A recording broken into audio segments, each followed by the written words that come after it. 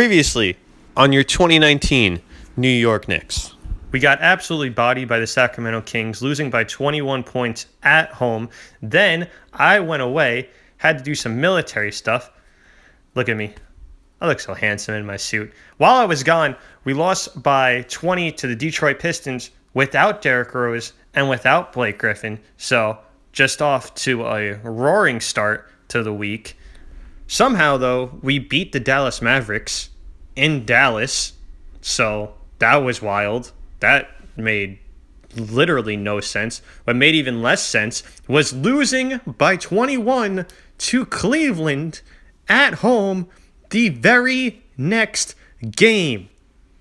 Fucking Cleveland. Then Steve Mills, president of basketball operations, and Scott Perry, our general manager, hold a press conference after the game acknowledging how much the Knicks have sucked, but they're not firing David Fizdale, even though they throw him under the bus. I'm just going to let Stephen A. Smith take this one. How do you do that? How do you do that? What the hell is going on? How'd the Knicks respond? Oh, well, they let Kobe White turn into Kobe Bryant and hit 7 3-pointers in the fourth quarter. Not 7 3-pointers in the game. Not 7 3-pointers in a half. He hit 7 3-pointers in the fourth quarter. The man single-handedly outscored the New York Knicks an entire quarter. What? So Chicago wins by 20.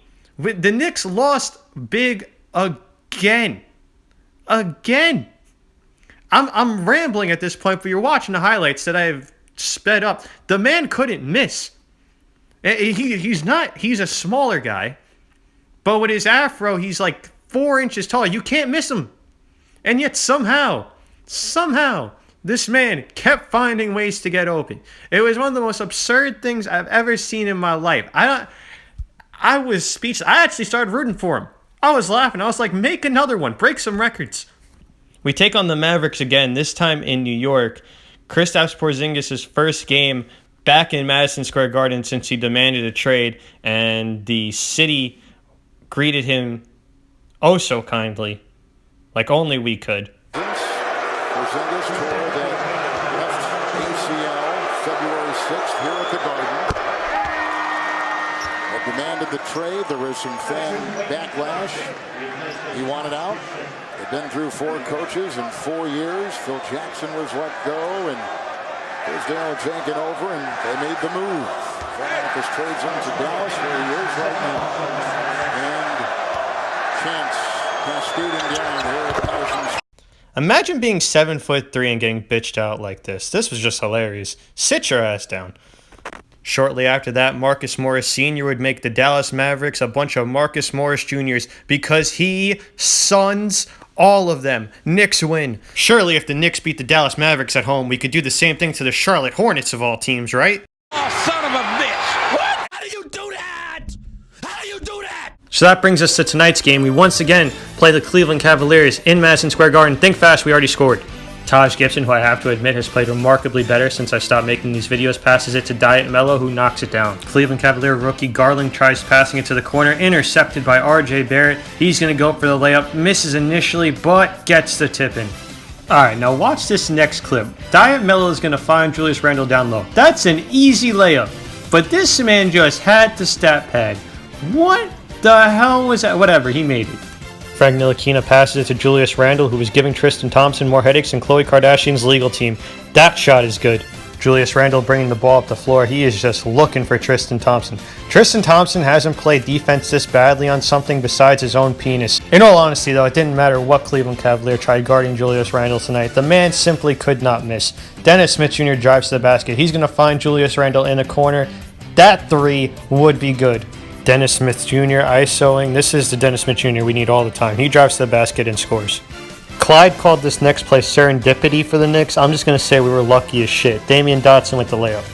Tristan Thompson didn't get the Julius Randle could shoot threes memo as he sagged way off that shot. Frank Ntilikina gives it to Diet Mello down low with a pretty Pretty spin move on Jordan Clarkson for the 2 points. Tristan Thompson goes up for a layup. Julius Randle says, "Get that weak shit out of here." Wayne Duke Ellington dishes it to Frank Ntilikina, who finds Diet Mello on the wing. That 3 is good. Frank Ntilikina with the pass to Julius Randle, who tells City Osman, little boy, and 1. Knicks would go up by 20. The Knicks would pick up right where they left off in the second half.